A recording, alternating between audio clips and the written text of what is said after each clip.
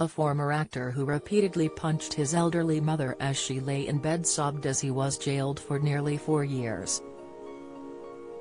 Joshua Malin, 34, who appeared in EastEnders as a camcorder lad when he was a teenager in 2003 and in The Bill as Jimmy DaCosta in 2006, assaulted his mother Diana, 71, at her home in March this year, repeatedly punching her in the face.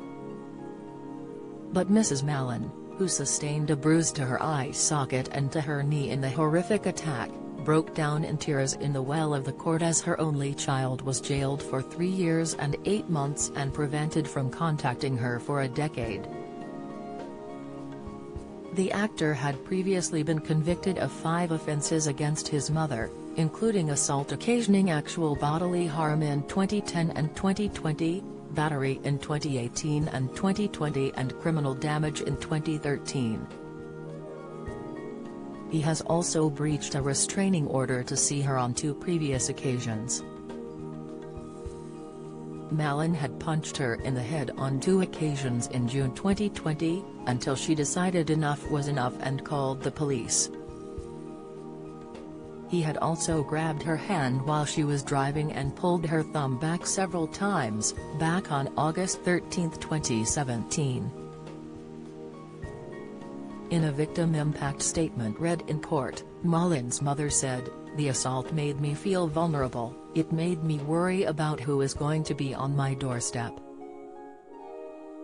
Before he was arrested I was always scared of opening my front door, worried it could be him. I'm sad for both of us, it has had an impact on my mental health and I feel scared, lonely and sad every day."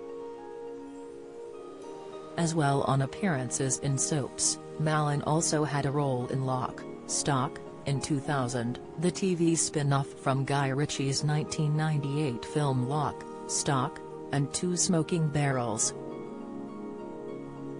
He was most recently working as a waiter in a hotel in Chelsea, the court heard. Prosecutor Martin Lewis said, on 1st of March this year Mrs. Malin received a knock on her door. She allowed her son into her home, and initially he was calm. She was lying on her bed in a bit of pain from her long-standing condition, spondylitis. Her son started to accuse her of always lying in bed. During the conversation an ex-partner of Diana was mentioned, someone that the defendant didn't get on with. But he found out that they were speaking again. They then discussed another friend that the defendant disapproved of.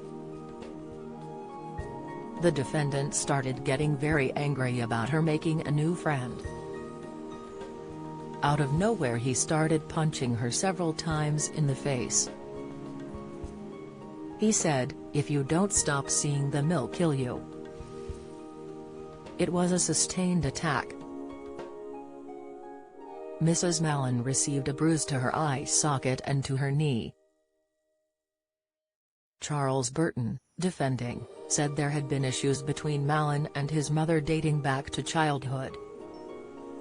He said, he has a deep love and affection for his mother which unfortunately has been affected by these very deep-rooted issues. He believes he has now learned to let go of these issues. He has led within his field of film, acting and the creative profession and lived a full and industrious life.